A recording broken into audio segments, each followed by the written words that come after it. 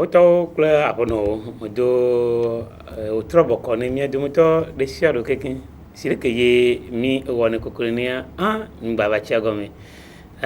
ɖo megblɔ ne koko be Togo meduia míɔŋtɔwo ya tui mebu kasa ma tso afi ava tu míamedu iwɔ ne be ne ŋua kele akpɔa ntsamelɔna mia ŋuti emiɔ tsã be míawɔ ɖo kaka kpoe míawo Togo ayi ŋkɔa mi hena zikpui emia se míame nyadzɔdzɔwo míame nu ye le dzitsa le míame du me ku ɖe tsɔ ŋuti ne wotsã ati va tutu ko ne viwoa ehiã be aɖo to ase ye keke mi le gblɔ ku ɖe Togoa me nya ŋuti wɔ be me kpena ŋkukpe nyɔ tsã menye ɖeka nana nyo wotsɔ nɔna ŋuti nye enyi nyakadɔtɔwo alo ame kpekpe ye etsona afi vovovo wo nyi amewo nɔna ŋuti nyakadɔtɔwo wo ŋutɔ tutututu ye nya kana evevie eye wonɔna ŋuti nye kuna ɖe dukɔa me nya ŋuti le míawɔ ɖo ne nyɔ du Togo ayi ŋkɔa enti kpo mi nɔna míawo zɔ ke va mi dzro nu meme ewɔna eme mía yi dzi agblɔ na mi be ti míatɔ tɔ dze mi nya enu ɖe be kɔsi ɖe yin do ŋgbea menɔ bɔbɔ ɖe kui ɖe kɔ litria tutu zi ɖeka yi mi dze eme kpoa míagblɔ be míame sɔƒo nɔtɔwoa wo be awo leke ye yewo dze doa gɔme ɖa hiã be yewoa anɔ dɔa dzi atsɔ yi ŋkɔ eye wogba trɔ asi le ese ke nyi aƒetɔ bodzona lua bodzona ye mi yɔna edzi ya wotrɔ asi le ŋuti leke tutu ye esia nɔ ɖo va yi leke woto trɔ asi le ŋuti enka tutu ye togoviwo le nɔ te kpɔ ne esia me asitɔtrɔ le ŋuti nyitsɔe ne eva yɔ mi dzanɔ akpama dzi na mi zã ne fi mi dzo le akpama míame dua mea mi gba do dzesi tsã be afɔku va le nanyi vevi eye afɔku va le nanyi ame kuku menya megba va trɔ zu enu megba nyi enu ye le dang ne Togoviwo kekeŋ abe minista bubu aƒetɔ Damhan to asi le nyakakadɔ tɔme ŋkume nyi tso agblɔ be leke ye enua le yi ɖo ye afɔku menyawo kpata va trɔ zu kuxi ne Togo dua woƒo asi kplɔ dzi ye gblɔ be amewoe le ku emɔa ɖo akpama dzi tutu ye afɔkua le to le dzɔ ega sia game be tsɔtso litri mía gã ɖoa me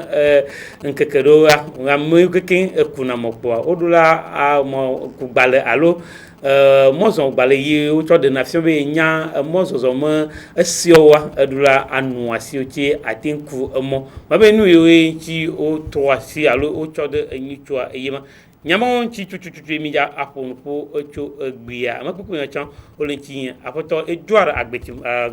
edoa agbetu alo mo baba mo mia ele gbɔnye egbea ye aƒetɔ Ahadzi Jose mi gba danyi kɔ le tɔgbi ele gbɔnye wɔme via kpata we ele gbɔnye eko dzobe eye enyi mia nɔvi eve ye vegɔa enyi kantebe me nyakakadɔwɔtɔ me azikpuinɔtɔ me ŋkɔnɔtɔ gã eye mi gblɔna be rédacteur en chef wɔme via kpata ye le gbɔnye mi atɔ ƒo egbe me ƒo miatɔ miawo zɔn yo aƒemetɔwo tɔgbi leke mi fɔ mi ti agbe mi fɔ mi ɖe akpe kaka edzo awetɔ Suni Fofo le grand mada akpe ma gba sɔmɔ nukpɔkpɔ ya ado akpe na fofonye ki kpankɔm da akpe gã ɖe ne miagba kunuwo me nyuie aɖe nuwo gɔme na dzidzipe ŋkpɔmɔtɔwo ke le kewo le kpɔ mi gaƒoƒo ya mea magba to mɔ nukpɔkpɔ ya ado akpe na wa dometɔ sia ɖe ado akpe na technicien ɖe sia ɖe ke le aɖaŋɖemɔa godoa kabe mɔ nukpɔkpɔ ye ɖe gba yina mi gba da akpe na mi ke be mi gba kumba atiate wa moɖo gasia game wo le bia amewoe biana tɔ gasia game tsã me trɔ to edzi me gblɔ be me trɔ kplɔe va ne mi ne le wɔ ale be ke ate kɔ be aƒetɔ agbetu ma eye eva mɔa dzi eya leke wo ekudo bia leke le yeɖo aƒetɔ Ahadzi kɔmla Jose alo me ŋkɔte ma mi gbanɔ planti de ke kɔni mia de ndo me mia be to dzi alo ame yiwo le dzidzi ƒe nukpɔmɔwo dzi gaƒoƒo ya me be akpɔ mia mi gba de ndo me no kpɔ kwa mia gblɔ be eko de bea mi le mia be agbagba de dzi ɖoa wo kaka ɖe gbe mu lo vi ɖe kpo ya me sia me la wɔ le ŋuti wa nyenye nana le ke no gbe le ɖo le Togo be tso afɔkpa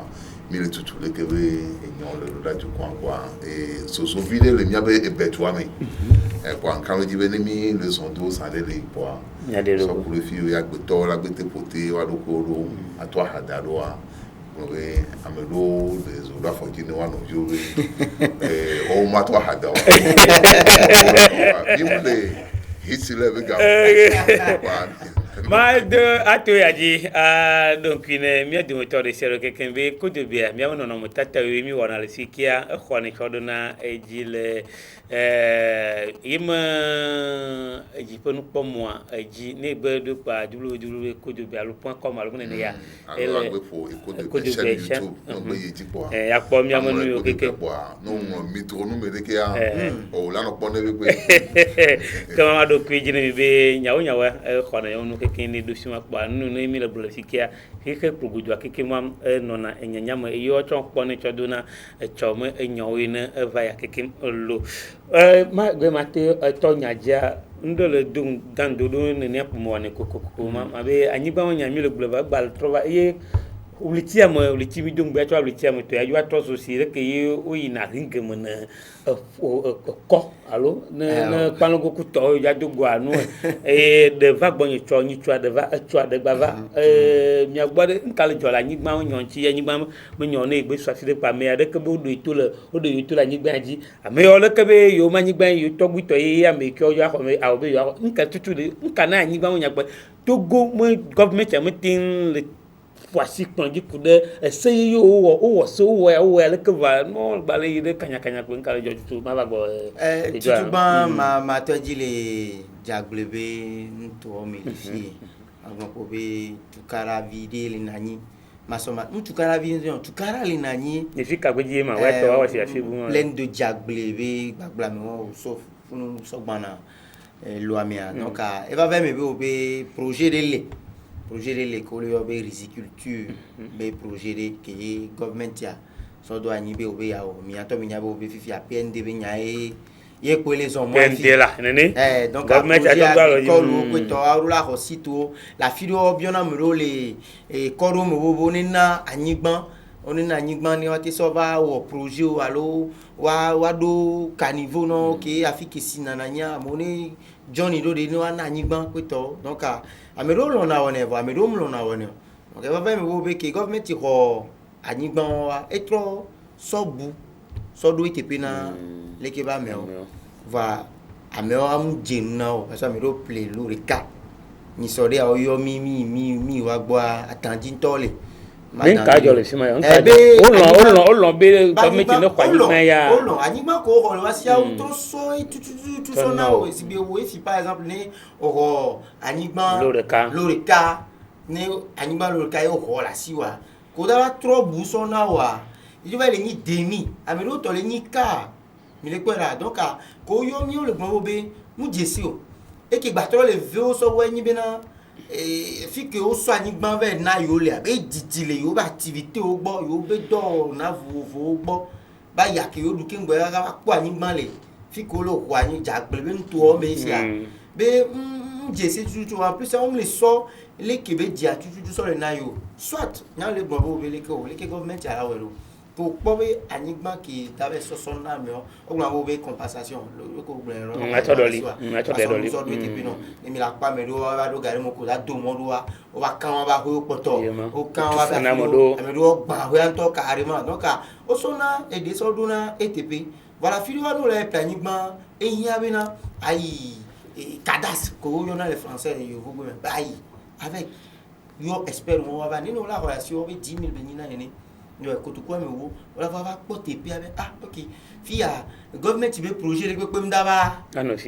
fio ba no to se wo be kaka 50 ans après kaka kingwe government ya la va funu abo be la ji donc a do no fia dare kingwe e no ni na me do be susu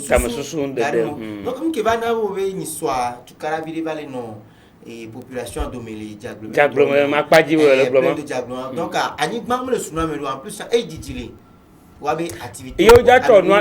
no na de o podu jisibe do afidowa ogbona be ne il afidia to to nyi bale fia no ato ya na alfia no o dane popo be fia to ade e ma go mo subo we ne e to na ida lo e ma yin ti o to visible na enya yo sa population bo be yom le yi afile pepe nto be government ani jago ba trop po te pe bu na yo ki la so villa me go alo ki la so yo be activité ogbo e ba government ya sine po nu le ai ko to na me ne be ina le ya gbo ni ya jagba ka ho nu po apa bo ya nda ngba so be la so e tu so na yo aw voi le ke nyabe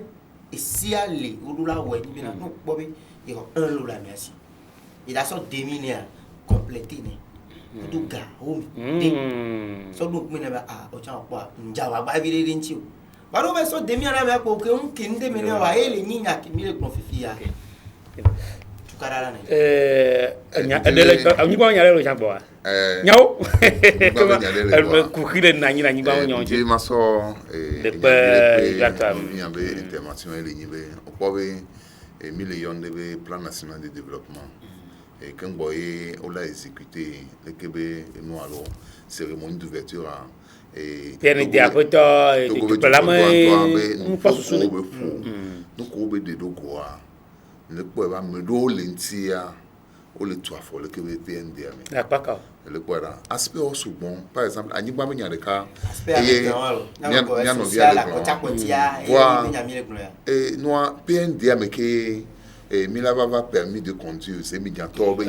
et ya comme tonto yi nu gami to dare l'émission transhumance hein les problèmes de transhumance ma fulanyo wa toni tu agba fida ba fida les quand on dit ba kudo noa et ça le PND mais et ça le PND mais on le pourrait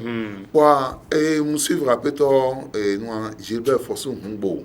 que ni mi avait donné notre tuba et doit elle connaît et nous adore peu grande que pona agbenuku alo le ko adoga va ni toma ne pen de me nyalo de février mais nyabe nous français Robert dit peut nous pas mon dia évoquer aspect bobo en même temps de vie au le pas domé nous on mode dodi ba kudo no on y en avait SDF sans domicile fixe on le point et on que le PND pour aller on l'a déplacé à Mero, tu le wabé terrain dit au Granzane avait un local soit des 1000 na Mero. Le cahier consultation en ordo. On le voit là, il m'a dit ça qu'à la planning ben pour fille tchétchi na mimba play. Tu vois to gouvernement à toi, mous retirer, il y avait urbanisation ben nous oré. Limite consommation du corps. Si c'est que les pompo en d'autant et que on tombe ba ko data ni so d'autant Amero le on nya be limite o kodo me cassé le a on nya be limite o jaglement le encore jaglement le sima wa e maju le chiri mo go ba nya apa ma yo e fi ma ne nya so e won to poto ton me ari ne mi trova fi ke mi na egbe ya e mi le gbon mi le fonu fo le mu me a e be a ele kwara anyi ma be nyoa o besi do be asubon bentonyi tu kamera e ben fi toi e ma gbajo le fi mata to va na ido e fi ole a e ko le o jagblon e be o le gbara e be yin fun bo anyi gban be nya le bebe tu me a tikan lo a ni mi so le podo nu me collectivité adela tikawole o nya me over to be anto collectivité adela o nya mu ko over to be a bon na o le se o le gbon be tika jitri ho jo va to le fima jitri be iso awon ba ko ma nya camera ine choba collectivité adela et Amedo va les représenter. On va dans l'ITF. Oh, ben et nous Anibando les filles que Anibando les filles ben on a eu un mandat. Voir mais ni doyen c'est ton collectivité Adela et le dopé à la fin de cas la fort équitable. Fifi me vient me valanya. Elle les fifi, elle les fifi. Oh, à moi non le bon fiobenya les ebea. Oui. Amoa be togbe itwado ni le kana ma adometi hein, le premier quartier de Béa, c'est Adrometi. Nous, le photo vient bien. On l'a pas parlé, on le film au canton de Bélodi. Chama où tu parlais, à Delobe, fica de là du Fioléa. Et on, quand boy, nous avons une classe où BTP, et français, il va tu vas parler. Et les Nyabi. Il y a un cas de Simayo. Anibalo la blogame, au blanc, on l'a segardé, mais ambassadeur du Nigeria, mais on so il coupe en caca avec ton hôtel Sarakawa, et toi. Mais l'eau est colonia. Ok, à mon cours, ne pas te peine à moi. À Fouata, Banquafou, Afrique, présidence, on sort qu'à la bague, on le fou. On le point. Voilà, que au Dabag Mahoya, on le prend, et noir, et on le yam Robin Corps, comme la vie à Franck Betty, Dara, et Bakudo, comme la Ditri, Tretou, comme la vie, et Fianyekou, Kofi Sojedo. On le point. À mon quelqu'un a bien globé, Américain, papa bévi, vers loi mon homme. On le point là, et il sort dossier, soit confié dans mon bois, il sort l'or à bébouya bezo. Fifia, à Nima qui tombe. On le béa. Fica toyoni. E o le béa, fica pour me caïn. Oh, ça dit, brassage culturel, ayant un groupe de communication.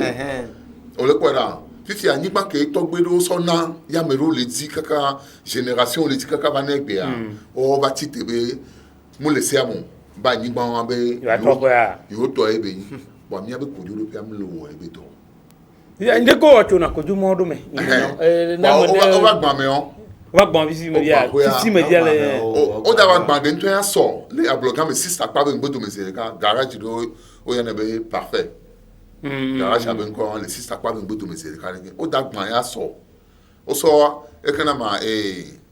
démolition be nous en so bana be sorti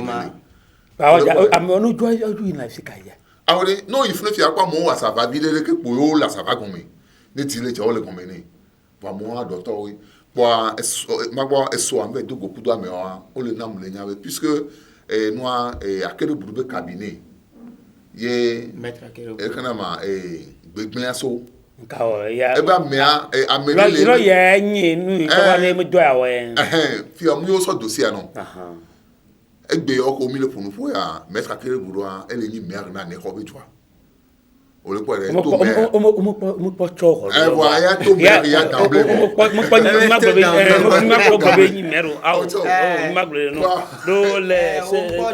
on po élection de ton le ga be ma ni maire do e to polo la e o to polo la ya go o ja ba jako ya tro jako no ye tu wa to mo ne o po bo la sa me boa e won no pata na para ka boa maître akere buru be cabinet a de cadrer le funi à mon groupe yo comme yo au sort dossier avec na a melo dossier le mettre à quel bourbe cabinet qui est à mignon kaka on va so démolition mo ko maro da va so catapiller avec maman ba oui le nous me coucou mais il me va le célébrer mettre à quel bourbe me nyanya a me on se c'est ni wa avocat je ça chavon yon avocat et ni so over au démarche au kaka mia gnobe isikri so Olympio kudo ministre do vers do nunya comment nya gagné mai kaka dédommagement avec intérêt dans nani actuellement e gbogbo ya gban butuare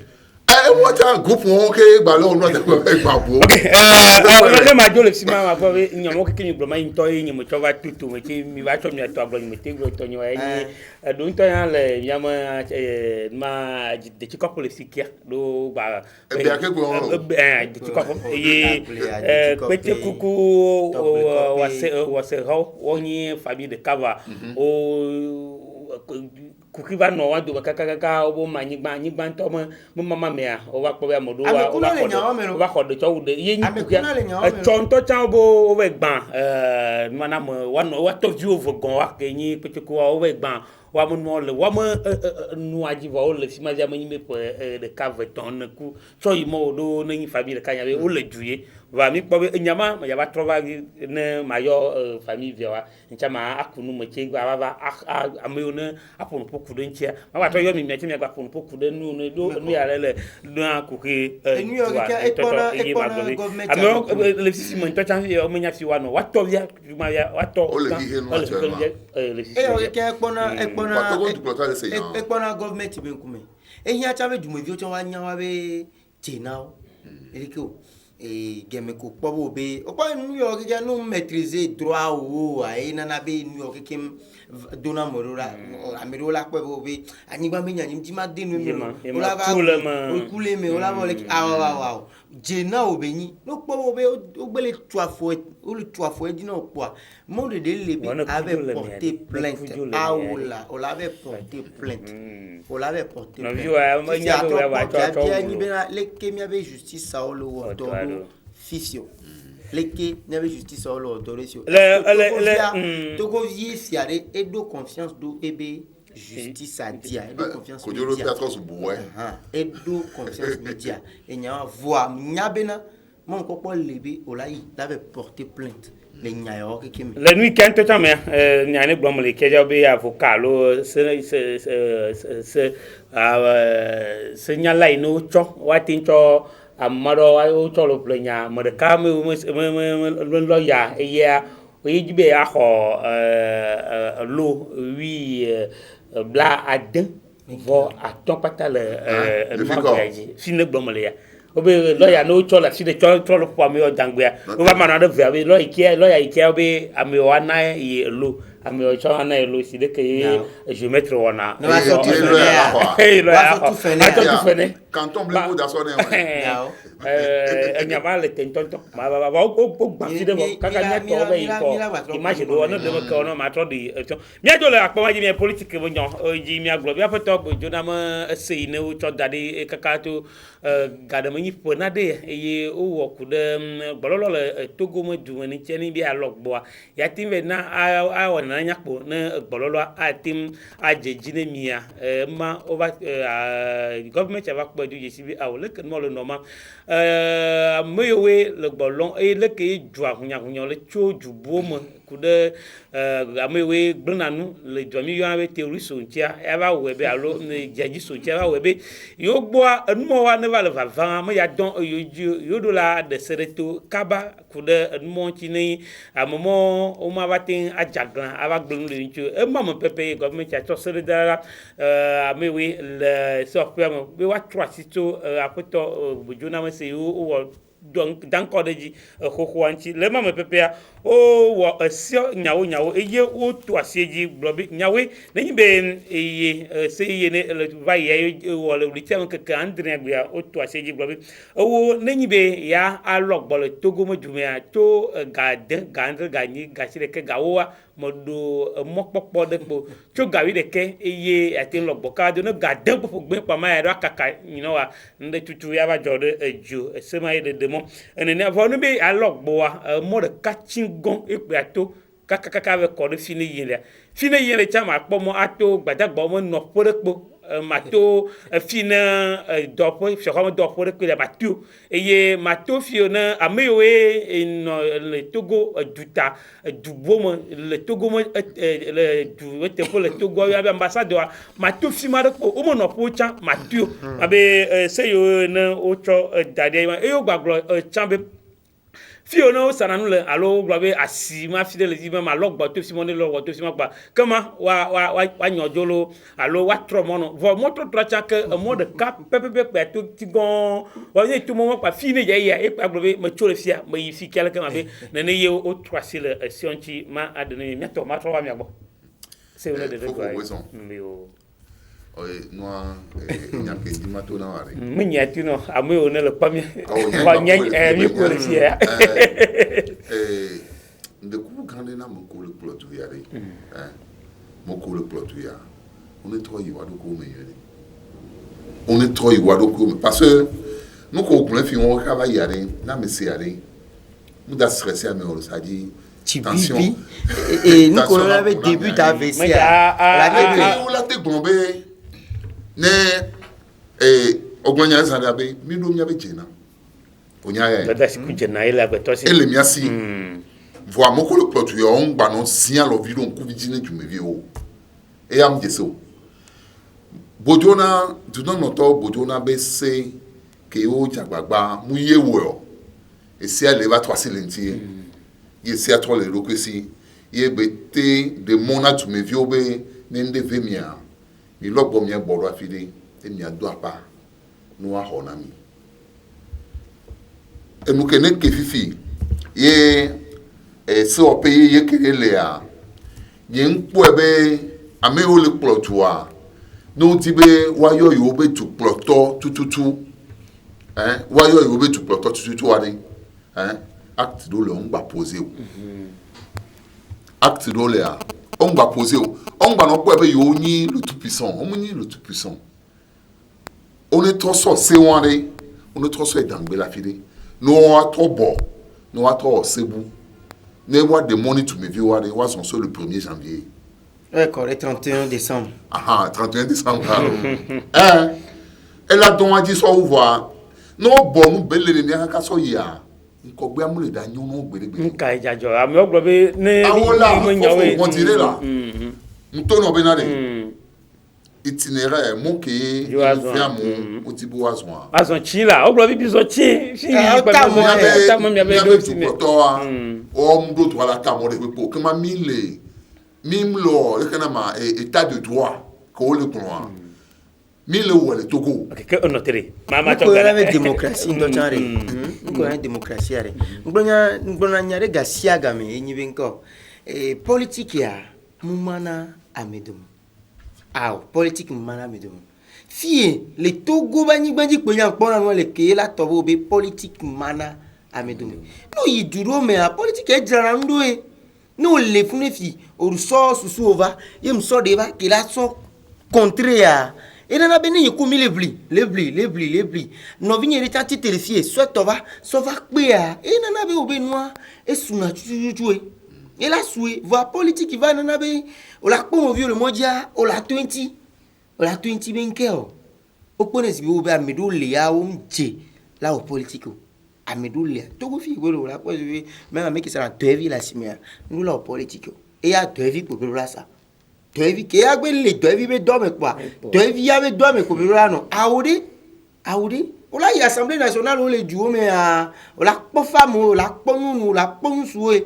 ke on de sukulu forcément be o la di sukulu gan o kin gbe ori va fi o la de sukulu ali échelle agba dien ya susula me la rozono kin gbe la nya va amolo we ndo cha va mu le nyon ko fi kale nyon le Togo ya benade fofo o eduke me mi le o bo be nous la zoan ni nous vient comme dit ambassade d'Allemagne tourner signanam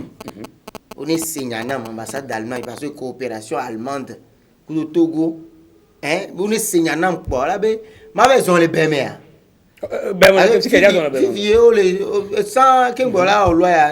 do diriger na moina bemi si be bemea a momu le funu ni allo a jogan comme le bemu be si a me quoi voir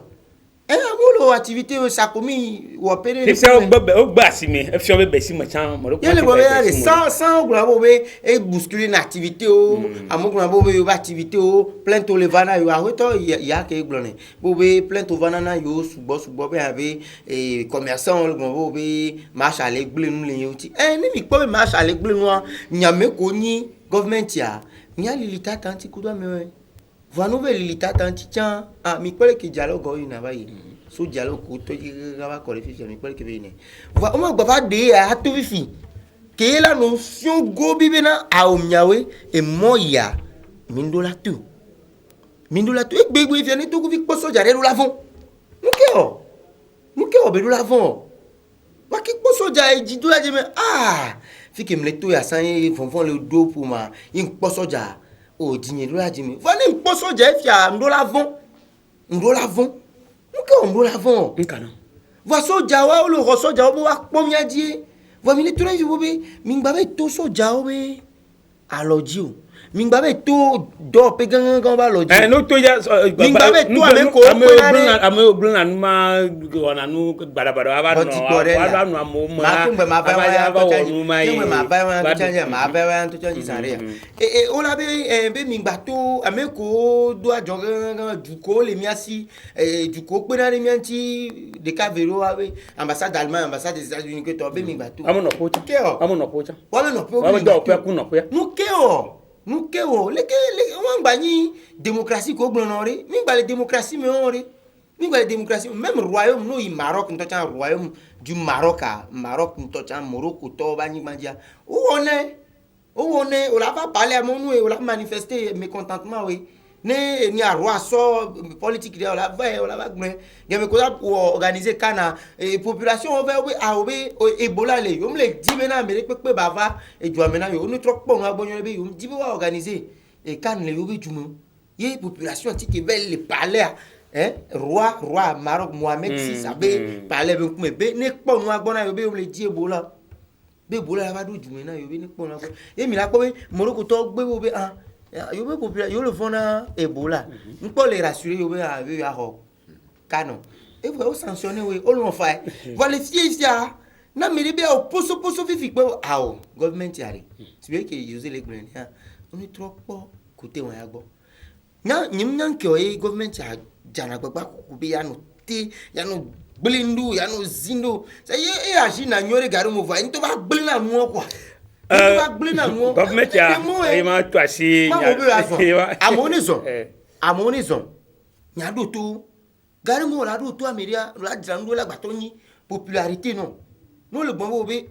et domlo on la titi jour quoi les espaces de 3 mois mais on a créé emploi si bébé 200 000 l'année oui ba non sous opposition ba non sous on fonctionne l'année on la so opposition a so nous là ya mo la po la voici on m'a des mots opposition no le tout ok finance oli a ogba obe fi o na punyi na ganva togo mo dumia o ma atofimo fi o na o pa we gunya alo afi o na po we moi de oyone beri oyone français vous privation de la liberté là d'autrui là mo so moto prise na moka tutuye o watina il y a gbeto ason le mom moka e po yemi watina fofo amela te son de le faire là son toi si Simon la vai amola bola toi Simon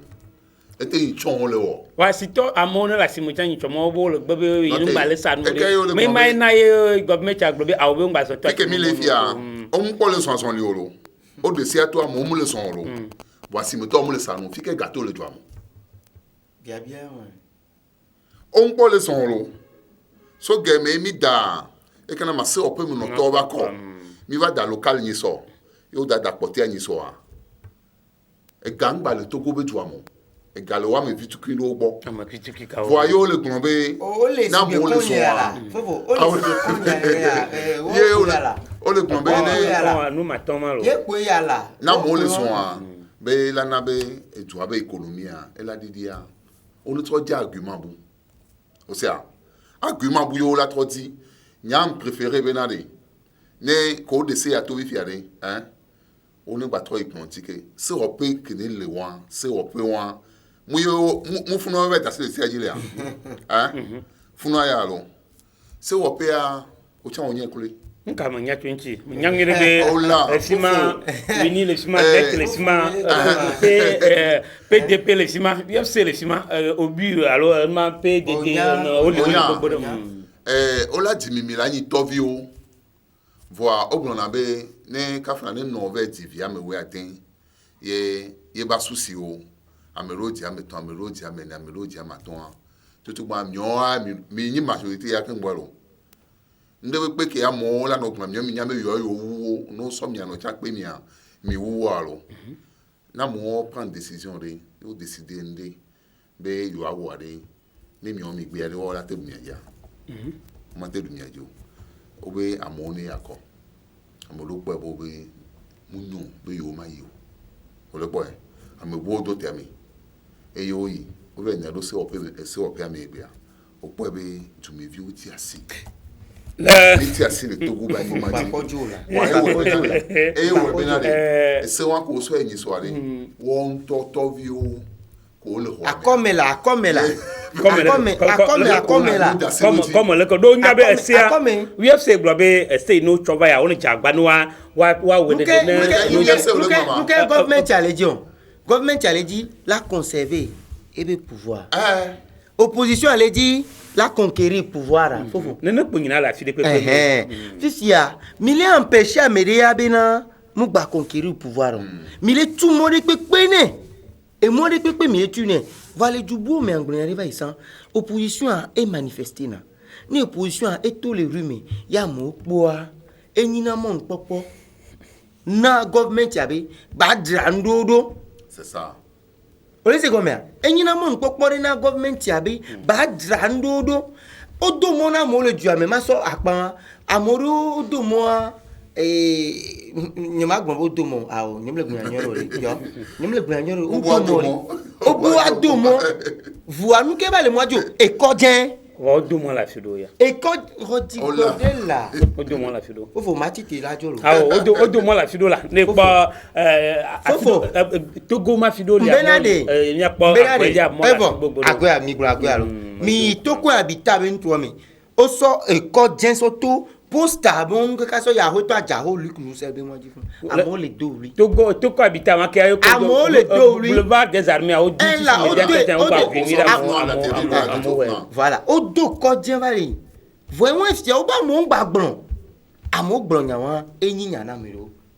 o va menacer amo le wa ba home ame on le wa to ba home be mo kopo ke ka do to va wa boare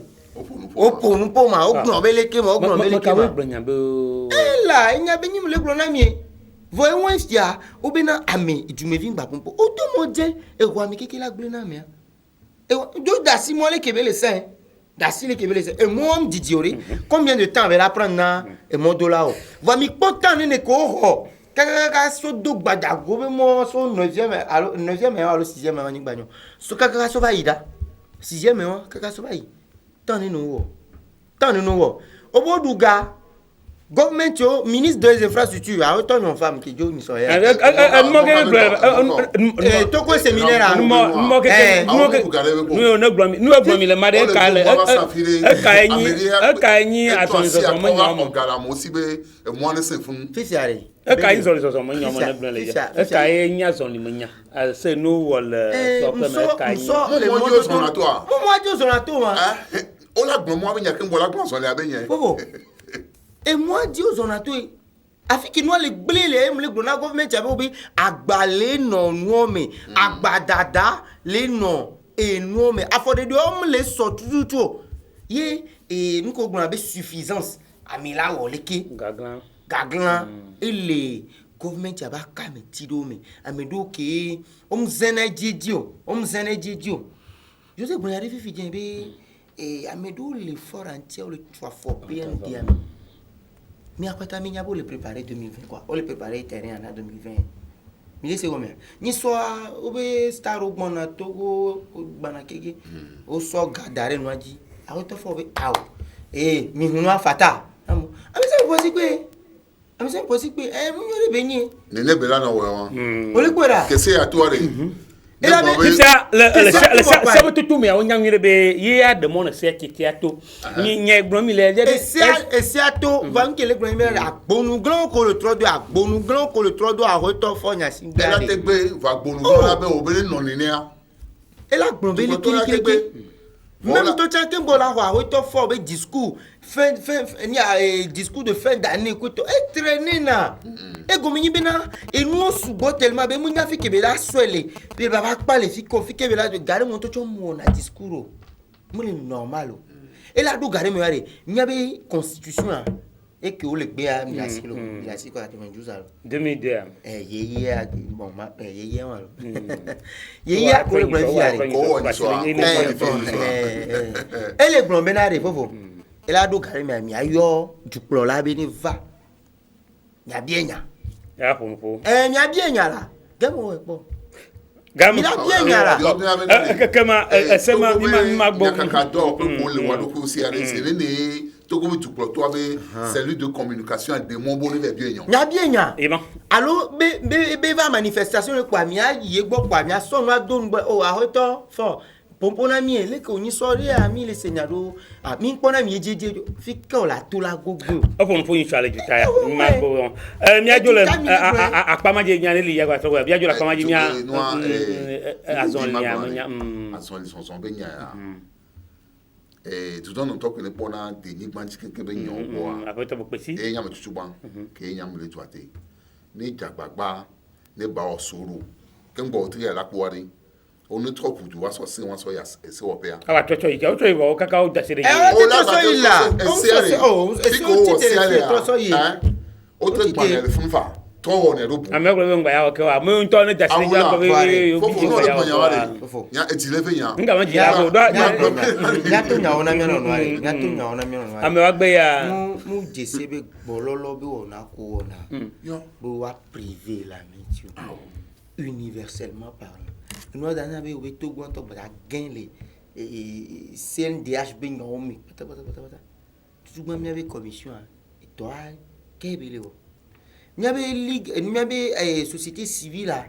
ni so amedo tite aweto so gadio tite obo be munyo madakpe no parce que wato on me le de alors viticuler les nya 14 torsions de communiquer o de communiquer to les gbonya bo hin abi inyaba gba yi tawe won leke mi abi opposition le jagba ni be fladin la pompo les chaînes vous dia on jagba lutti ya on la tenter parce que on me le wo e gbebo opposition lo me gbebo opposition me ko le tane gbebo opposition mo lo volo wa me ko da va olo jeunesse a génération future qui da va relève de demain on la olo o le se combien non to di wele be o wa oni to di enya wa gbale na mia enya kakado to parce que mi le pes bebe nya kakado to ro le pes bebe egbe amu kan mi oni ni o fofo e kan mi lo es be mi gba to le ngudu mi san ke o matin na yin bo agbowe aweto e ya de ma oni ni es be mi gba to le fun nene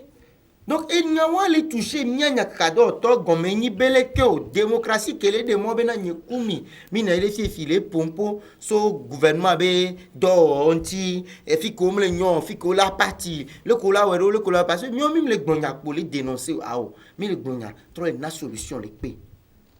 mi le na solution le pe et le kami le go kemo mi ba do garder me la pe na mi bo mi gba gbonya do ko e le ngbedo mena e se ko le doya mo ponu pole ma ye le ngbedo mena apoto ya mi le gbona mi didono la ipana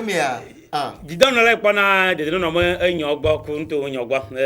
yo nya ka do to nyi chu akude le ke ye accident alo afokule jole to go mo nyo alo mo dwa mo ntia e de na nya do go le ma me eto asinya bo bere nti kude le ke ye mi kuna mokuku mo nyo alo mokuku le accident alo afoku gbogbo de ba to go mo dwa me de seto globe liti mja aje ya be mo de pe magbato eye permis de conduire alo permis ye nana alo agbali ye o chonana be enya mokuku le togo jumia magba no su nenyi be le wo yo na togo yo kekemi wa jagbagba le nyicho igbana mebe ni wa ave akho wa mo agbanlema yi wa wo sese no anya si okusube na yo tuwa na mede ne homa ma elesio pa na kumo bale ya watin alo gbadagban alo pobito watin adasi ameyi yin ne anya ne cho dari nyito yi na vaya jose ma va agbaglo be nyen ne gbajete sisi me no a permis be nyan de tout on to a nyem nyoro mi la de susula be wa wo ndo ya so ndo dun ku mi na mi be enu ya de kia yo le dawe wa etunti mi dawe ro kembo mi atutuare on en a eu plusieurs fois et nous sommes attirés d'aller sur Bédia et Blia et trop bien matin on dit conseil des ministres voilà quand boy ou la Dakaro Bladi et Blia là et bien matin minya be le tumifia haso so le ko no na impliqué pour l'associer associé onye le gbogbore mi gba de oru aga o mi gba po be yo le polo toa nu ke yo gbon e ya mo la o mu no ne la fi de bo a ho do ke o nto chon tu yo le polo a me de kan polo ne o la ma e kana ma e to dia sia na mo pata fifia ne susu de lasio nje ma tu in pièce do anigba adile ahoya me fie de ke a funu ale gbaloa aso pa no wale ma le kudo ni ku mi la continue ali tatanti benji ma we aho vi o be susu tamunyo odo susu de ke la gba te faire évoluer wa susu wa de no wo de won ya be tu don no to a minister keke wa be vi o wa e mo le wa si wata viovio wata si ovio e mo lo wasi e hun ya mi ma gbon lo e mo e la en vogue e gbele lo ami do e mo a gbon ba sin boy yo ro le pon ja mi si amele lo e o le lo agban na to chan no le ka no to I don't you we can be fifi a aspect vevele ndi ma to ase enyi be kin boy mi a o la so so ava conseil des ministres a chamusu wa me ro ko ni personnalité clé que par exemple les ministres non autant que pona mo sonson ben yo ogboa oui il y a tout ban que enoi général Yak Damhana elle a le doisi ne be la mo doisia elle a nyasine wa ba lo se poti ko pona mo sonson ben yo ogboa o la nyasina mo keke wonto spécialement là ekonti ben anu ya de kimdi mi awa zemi ja secteur que me belea secteur informel. Zemi jande, on va quoi be yo créer emploi na mo. Amoni bachelier ou do maîtrise ou do doctorat. O le zemi jame. Les casso. Ma sono tuita mi blo. A son be nya be o de sele to ba kudo no. A ho aveo le don d'arrêt. Ne de cas ne du quantité gbe abe permis ma jeje o a amebu secteur vegon da tomber abe asolia elemelo mi ndaklo ya besi aro ye ngonsambe tu don no tobe susuko de logo be PNDA ye be intimiwa ni mnya no second me a kembo la wonde ye tu me viola kwasi pe na wa ola le tatanti suponto donc ele ne le jojo ya le wa le pepe o ma ba o permis on da sikin boya permis be nya wa ma gan la gbeto wi agbeto mu wanchi ne o le bon permis be nya wo le mo mo be wo le chomo de wo mo le kure o la gbeje le nya oh e kula me sia menti wo ku amia de kaflan mi gba pojo kaya mu munyi permis que moule togo vi ko le kumo si ware mu ye le wo wo be mo ile na foku bubu da si po enyawan wo nto na be dumi vi ware veve se wo gan dumi vi wa veve se wo gan stress kame bubu ta amo le modi ye nto de ka le ko le dia le mo akido de ka la to so genti wo wele na wa mo ko le ko to doit que tu me viens le ti nous qu'on la mettre de disposition là tu me viens et qu'on va de ton ils sont avec et c'est on va moment sont les taux d'or pour donc coup de noir les considère que méo de siatoa on y a mené que accident les nyawontia c'est un problème psychologique et comme il ben nous sort et tout c'est nous sort tout c'est nous demandia on la quoi ho de quoi la 20 les doit et doit that's point Jabiari la signe be nko le dila Sofion go be nde pepele inwere ode nka ele o dila Sofion mi be nde pepele alo dila Sofion le tuta bena nde pepele inwere les filles alo Togo émergent alo ge me ki mi be gbon de be nya pa nde pepele inwere mi dramo ke kinji do nde pepele prop nde pepele me kuhire ko kumlo o kuhire Pouye la na benade o la dranuru ni PNDA ba des onwere susu nwere lo fofo susu nwere constatant il est bien et moto boy accident gbogbo to le jo ya no via do le are o mo maîtriser gbogbo re o chao no benya mo kukupa ma ikote wa ngbe ma va bulu to tuna kopo mo kana mo bana ba no atan le smaka le ka ba juna na no le modia e wo keni afo nya mo ko usager o ki gbe les mo kwa odula no éveillé odula no vigilant odula no zon e ko be na no nya photo tutugban o ki nya photo ko da zon mo no pe gbo nwede be na ele zon ye be emiodi odula no zon miodi a fait face danger ni danger abanale kia o pankwe o la te de suemene o le si combien o la te de suemene o kenyi afoton walo no zon miodi o kenyi emotoa emotoa on po mo la zon emiodi o la zon rusiji e mo adu le o tracer ne lobwe nya to va glo garemo e va glo nya no zon rusiji mu dodo me mi la zon a dodo me ntoto e no le autoroute disi be français o guna dodo me on po mo le ji a video no le zon la video o la koko dara firi rusiji yo la zon le disi ya no le emodi o le modiari comportement que o mi le adopté o ceinture nya no vi taxi men on va les deux filles ora obina no do hun etutugban o mi le permis alo no do hun etutugban no gban to ko lo yin be ton ceinture va cha kengba contact wa to egban o mu le we won tutugban e ve gwan yin be mi no vi ko le chon casque o mu le chon casque e won ta o mu le we be do e de yin hauju to a no gbe so du si so le gas avokwa but ya nyano whatsapp video ni na kaka wa kota jiviri azon video akota jiviri evo alumia no via de o se mi ya to le no po nyonu le hun me wa o asawo ya amede gba play gba ba amede be gan o to pe kuku ni pi e bo mi no vi nyonu vi kele volaja e paniquer e chaka o le comportement comme les citer ka e nana foku e no les prévention routière mais que au fond mi le sukulu ça et les oyo ne prévention routière même nio me na yo glo be ya ko na mo sunwere va po que me ko le so vale fika gbale won kila maga gun agba we nya fika agba gbale won la do ga me chichi amo o yo so ko la fu me ko so va tu o ti bo be e fo leke ma da no ya la gbo ga won da tu mo be 10000 ke uli avali ko de paton dia ke 10000 americo ma ble 10000 be kenyi ke o va pole ke no le ko pa po panier de la ménagère ka va bo 5500 bo 5500 akpo mi no vi ko keke mion to tamile parce que to ya blenyi so e be na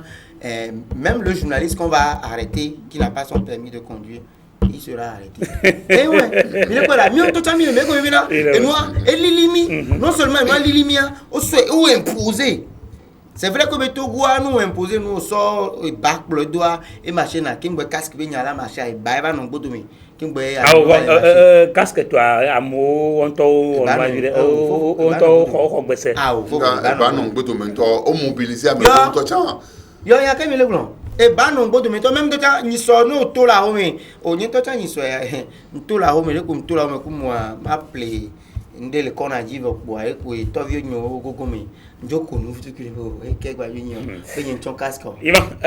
enya wo kwa we kwera enu alili unu fofo nyame gamiasu enu alili mi unu noka nke government ala wo proposition